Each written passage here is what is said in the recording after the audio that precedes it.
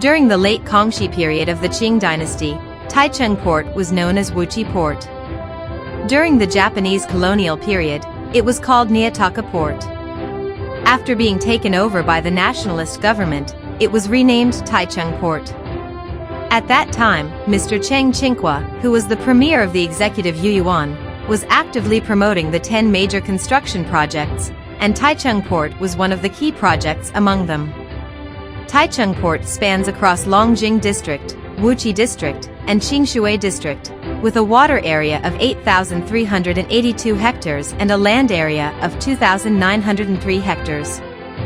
On October 31, 1976, the grand opening ceremony for Taichung International Port, constructed on the central west coast of Taiwan, was held. On that day, nearly 300,000 people from all directions gathered to visit. Both inside and outside the port, crowds of people surged, all filled with immense excitement to share in the achievement of this great construction project. The Taichung Port project is one of the 10 major construction projects of the Republic of China government, and it is managed by Retsair Engineering Agency. It is a rare gigantic artificial international port constructed on a sandbank. Originally, this area was a flat beach with no natural barriers, making it completely unsuitable for harbor construction. It entirely relied on human effort to build seawalls and wharfs in the sea, making it a massive feat of land reclamation. The project was scheduled to be completed in 3 phases over 10 years, with the first phase being one of the 10 major construction projects. The main components of the project include the coastal road, south and north breakwaters, south and north sea walls, dredging of the navigation channel, construction of deep water wharfs, and 7 berths. The primary purpose of the government's construction of Taichung Port was to adapt to economic development, meet the increasing needs of import and export trade, and reclaim land for the construction of offshore industrial park to promote industrial development in the country. In order to undertake this great construction project, RSEA established the Taichung Port Construction Office as early as May 1973. It mobilized a large number of new construction equipment and skilled personnel to participate in the construction.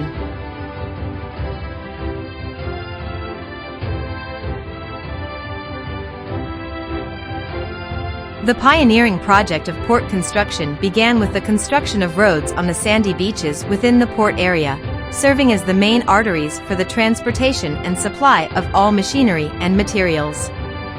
The primary construction material for port construction was various sizes and shapes of stones, with large boulders weighing over 1 ton being exclusively blasted and extracted from Guguan, located 60 kilometers away from Taichung Port. These stones were chosen because they were the closest available and possessed exceptional hardness, meeting the standards required for port construction. To ensure an adequate supply of stones, RSEA established a well-equipped cobblestone processing plant along the banks of the Dejia River. The plant processed cobblestones extracted from the riverbed, producing materials essential for riprap and precast concrete. This fully automated concrete batching plant is located in the windbreak area of Taichung Port. During peak construction periods, it can produce over 1,500 cubic meters of concrete per day. Another preparatory work for the port construction project is the precasting of tribars and tetrapods ranging from 3 to 5 tons, which are placed along the road in preparation for future lifting and placement during the construction of seawalls and wharfs. The construction of the caisson dock and the working vessels dock commenced earliest, both being preliminary works in the port engineering project, primarily constructed using steel sheet piles and diaphragm walls. The design of the small breakwater for the working vessel's dock adopted the latest method of diaphragm wall construction, which was a pioneering attempt in harbor engineering at that time. Its main advantages were rapid construction and cost savings, proving to be sturdy, reliable, and effective. Concrete anchor plates were embedded to secure the sheet piles, making them more stable. In essence, the working vessel's dock served as a small harbor, measuring 300 meters long, 170 meters wide, and with a depth of 4.5 meters.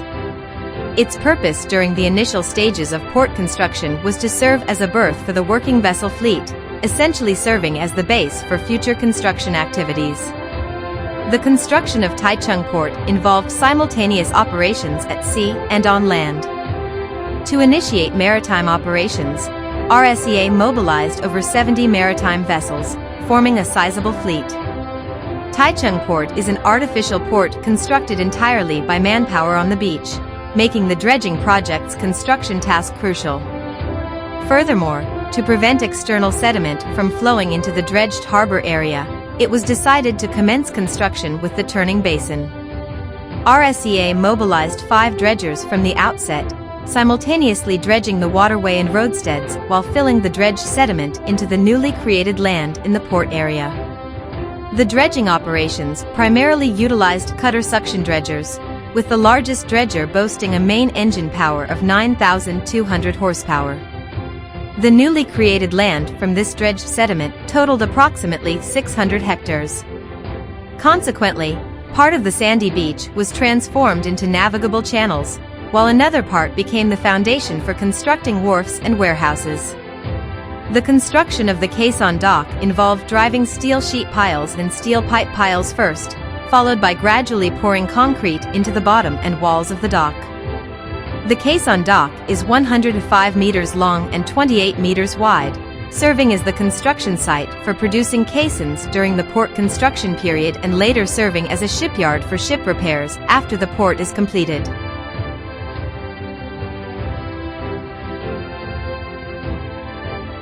The expansion of the outer seawall in Taichung Port is the most challenging part of the entire port project. The so-called outer expansion seawall includes both northern and southern breakwaters, northern and southern inner dikes, as well as a northern sand dike and a southern seawall. Among them, the southern seawall has the highest volume of riprap. Originally scheduled to be completed in 2 years, it was actually completed in just over a year, bringing the two ends together, which is a remarkable achievement attributed to the hard work of the construction personnel. Each seawall and breakwater is then constructed according to the specifications in the construction drawings, with layers of tribars or tetrapods being laid. All of the tribars and tetrapods are neatly arranged one by one, enhancing the wave resistance of the structures. Due to the urgent schedule of the Taichung Port project, it was not feasible to wait until the caisson dock was completed to manufacture the caissons. Therefore, with the ingenious use of engineering personnel, a solution was devised, manufacturing the caissons directly on the beach. The advantage of this approach is the ample space available on the beach, allowing for the simultaneous production of multiple caissons after reinforcing the beach area. This is unlike the caisson dock, where only up to 4 caissons can be produced at a time. These rectangular objects, completely cast with reinforced concrete, weigh over 3,000 tons, with heights and volumes exceeding those of a 7-story apartment building. The challenge lay in how to drag the completed caissons from the beach into the water.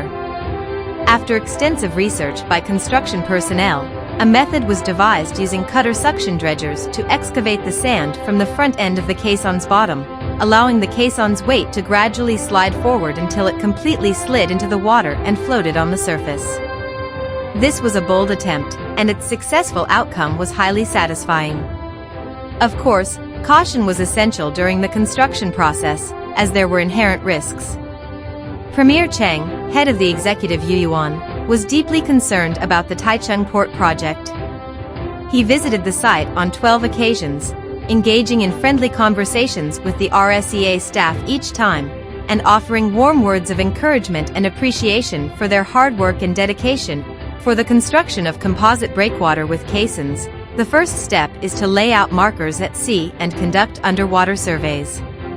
On the seabed foundation for riprap, synthetic fiber cloth is first laid to prevent scouring, before which riprap operations can commence on the designated foundation for placing the caissons. Since the lower layer of riprap beneath the caisson foundation is thick and can be piled up without needing to be leveled, bottom-dumping hopper barges are mostly used for riprap placement. As for the upper layer of smaller stones on top of the riprap, because of their thinner thickness and the need for a smooth riprap surface, grab dredgers are used to evenly distribute the stones, dumping them basket by basket. Underwater leveling begins with the rake of a leveling craft slightly smoothing the riprap surface. However, merely using the leveling ship is insufficient. The primary operation relies on divers descending to the seabed for detailed leveling work. The seabed under the caisson foundation ranges from 5 to 20 meters in depth. Diving operations for seabed leveling are not only extremely laborious but also very hazardous. Once the underwater leveling is completed, the caissons can be officially placed. The placement of caissons requires selecting optimal weather conditions with calm seas, ensuring seamless coordination between all offshore and onshore activities for the smooth execution of the deployment operations. The first caisson for the expansion of the seawall at Taichung port was placed immediately following the riprap section of the northern breakwater, and its precise positioning was a resounding success, bolstering the confidence of the construction personnel. The positioning of each caisson involves continuous adjustments of its location and gradual flooding to allow it to settle into place correctly. Once the caisson is properly positioned, the riprap placement resumes immediately to connect it to the preceding caisson. After placement, the caisson is filled with sand and gravel. Through their on-site experience, construction personnel devised a method known as island hopping to expedite progress. This method involves placing a caisson at a predetermined position beyond every fourth or fifth caisson placed. However, since there is no support during the placement of these isolated island caissons, the construction process is more challenging. These caissons are then sequentially placed towards both ends from this solitary caisson to close the gap. The advantage of this construction method is that it increases the work surface for caisson placement, allowing for the simultaneous placement of 2 or more caissons. However, it requires precise measurements and close coordination in all aspects to be successful. The tidal range at Taichung port is particularly large, alternating between rough seas and calm weather, with strong underwater currents often present, posing significant obstacles to offshore construction operations. Subsequently, due to the proficiency of the workers, there have been records of completing the placement of 4 caissons consecutively within a single day, breaking the world record for similar construction methods. Chairman Chao Chuyu of Veterans Affairs Council and Director Yen of the RSEA regularly visit the Taichung port construction site to encourage and motivate the construction personnel, urging them to tackle the task entrusted by the government with utmost confidence, determination, courage, and unity, striving for honor on behalf of all retired military personnel. In the first phase of the expansion project at Taichung port, the majority consists of composite breakwaters made of caissons connected one after another. The total length of all seawalls is nearly 8,000 meters, with 3,000 meters consisting of composite breakwaters. The diligent and hard-working spirit displayed by the staff of the RSEA in the construction of Taichung port has earned praise from all quarters, demonstrating their determination and courage to take on any challenging task. Composite breakwaters are gravity-type breakwaters that rely on their own weight for stability, requiring extensive stone filling work. It takes an average of 36 hours to fill each caisson. After the stone filling is completed, to protect the foundation of the caissons, the sides are raised further, and each side is fitted with 50-ton concrete blocks to prevent loosening due to wave erosion, ensuring a more stable position. Additionally, large stones brought from Guguan are further placed, requiring hard and angular characteristics to withstand the impact of waves, some even requiring additional protection on the surface with tetrapods. The purpose of all these protective measures is to establish a solid foundation that can withstand a century of challenges for these seawalls. In the joints between caissons, underwater concrete is poured to link them together, and finally, the tops are sealed. Only then can the composite breakwaters be considered successfully completed. The composite breakwaters, including the South Breakwater and the North Breakwater, stand as the northern and southern ramparts guarding the outer reaches of Taichung port.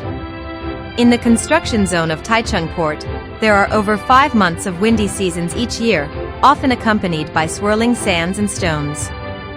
The strong winds sometimes make it difficult for construction workers to even stand, but in order to meet deadlines, they cannot stop working due to the seasonal winds.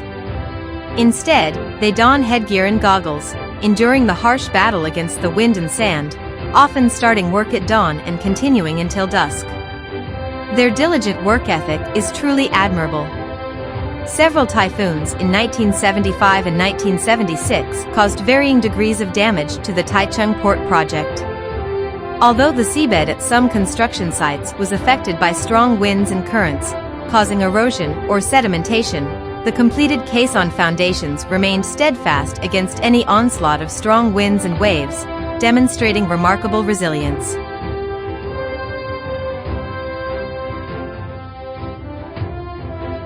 Among the main construction projects, including dredging and filling works and the expansion of the breakwaters, the wharf project stands as one of the three main components.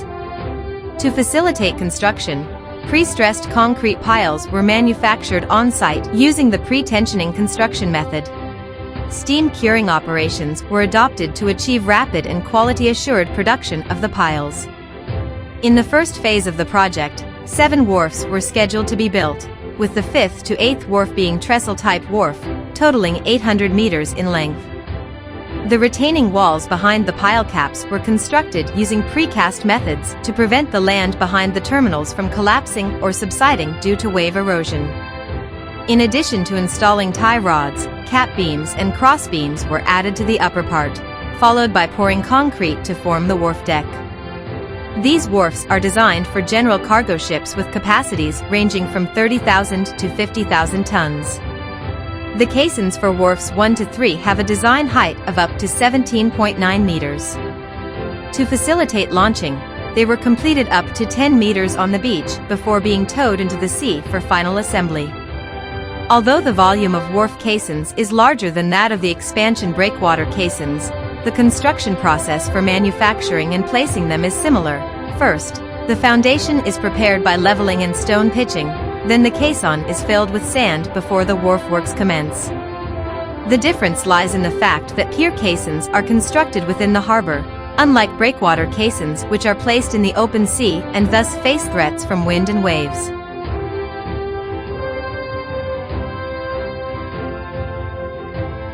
While the construction of Taichung Port was underway, representatives from the United States Army Corps of Engineers and Petrola, a Greek company, visited the construction site in 1975. In October of the same year, the U.S. Army Corps of Engineers invited RSEA to negotiate and undertake the construction of the Jeddah Naval Base in Saudi Arabia, marking RSEA's entry into international port engineering projects.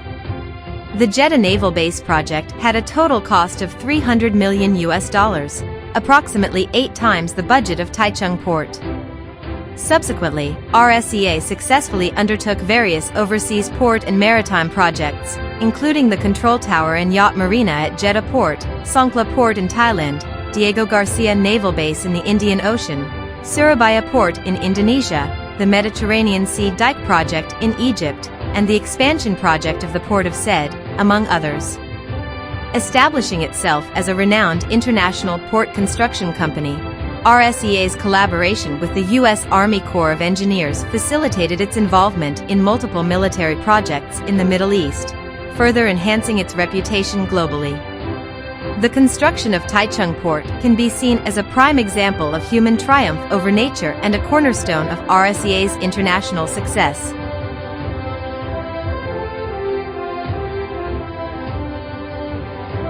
The completion of all major construction projects in the first phase of Taichung Port was officially announced on September 30, 1976, 1 month ahead of schedule. This achievement was made possible by the collective efforts and round-the-clock work of the RSEA workers. It allowed Taichung Port to commence operations on October 31, 1976, underscoring the versatility of human hands and the adage that human effort can overcome any challenge. The opening of Taichung Port not only relieved congestion at Keelung and Kaohsiung ports but also alleviated the burden on railway and highway transportation. Following the completion of the first phase, RSEA continued to undertake the second phase, which included projects for commercial and industrial port channels, land development, and various wharfs. Until today, Taichung Port has become the second largest port in Taiwan, integrating industries such as commerce, industry, fisheries, and tourism. It has evolved into a comprehensive international port, holding a significant position in our country's economic development. It's hard to imagine such prosperity emerging from a coastal sandbar, overcome by the relentless winds and waves by our RSEA staff in arms. The spirit and efforts of the RSEA staff who silently contribute to the nation should be passed down and shine brightly alongside the sun and moon for eternity.